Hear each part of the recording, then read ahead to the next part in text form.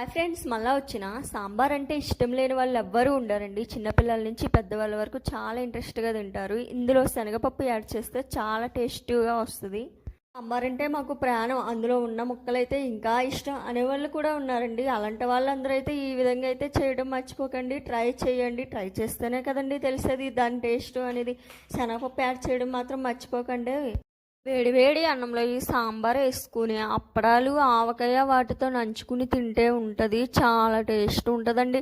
మీ పిల్లలకు కూడా ఈ విధంగా ట్రై చేసి పెట్టండి, మళ్ళా తింటారు.